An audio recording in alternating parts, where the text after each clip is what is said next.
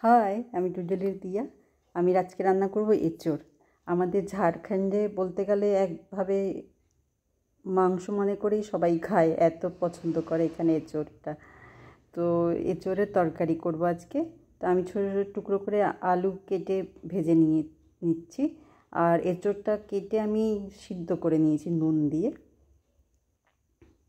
আলুটা golden brown করে ভেজে নেব।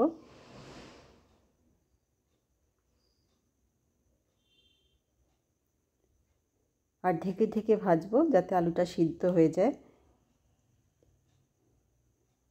এই তেলেই এঁচোড়টাও ভাজবো, একটু লঙ্কার গুঁড়ো দিয়ে, একটু নুন হলুদ দিয়ে এঁচোড়টাকেও ভেজে নেব।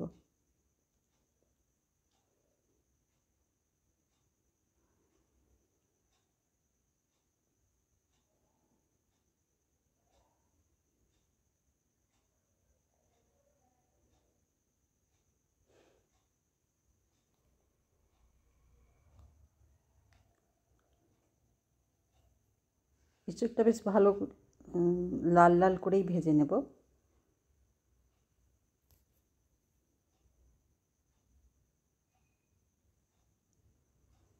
প্রায় ভাজা হয়ে এসছে।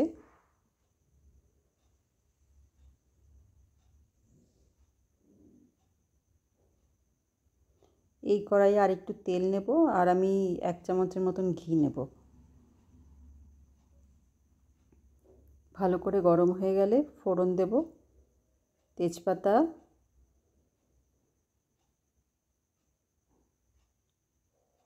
একটা শুকনো লঙ্কা,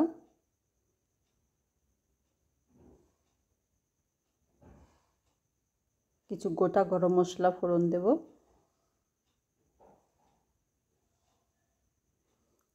লবঙ্গ, এলাচ আর বড় এলাচ, একটা মিডিয়াম সাইজের পেঁয়াজ কুচিয়ে নিয়েছি, ফাইন কুচিয়েছি। পেঁয়াজটা আস্তে আস্তে গোল্ডেন ব্রাউন করে ভাজবো।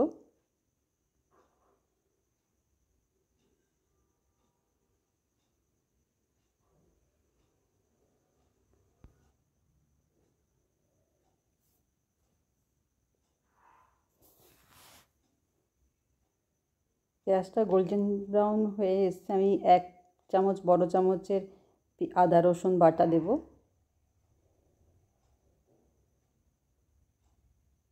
আদা রসুনের যখন কাঁচা গন্ধটা চলে যাবে, এর মধ্যে কিছু শুকনো মশলা দেব। 1 চামচ ধনে গুঁড়ো, 1/2 চামচ জিরে গুঁড়ো, লঙ্কা গুঁড়ো, একটু হলুদ, একটু সামান্য জল দিয়ে মশলাটা ভালো করে কষাবো।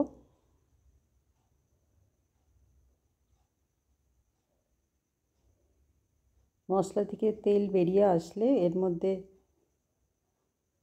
আর একটু জল দিলাম, মশলাটা যাতে তাড়াতাড়ি ভালোভাবে কষে যায়। একটু জল জল থাকতেই আমি আলু আর কাঁঠালটা দিয়ে দেবো, যাতে মশলাটা পুরো তরকারির গায়ে লেগে যায়। এবার ভালো করে একটু কষাবো ঢেকে ঢেকে, মিডিয়াম ফ্লেম করে কিছু সময় নিয়ে ভালো করে কষাবো।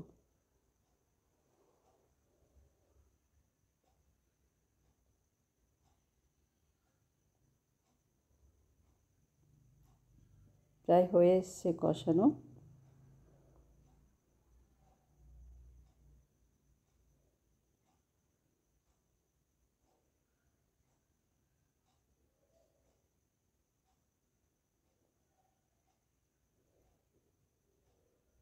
উপর দিয়ে গরম জল দিয়ে দেবো। ঝোল যতটা তোমাদের ইচ্ছে মতন রাখতে পারো। নুন দেব,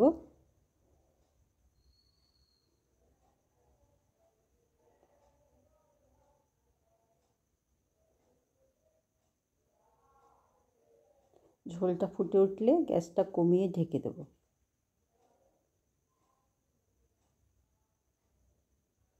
নামানোর আগে গরম মশলা দেব।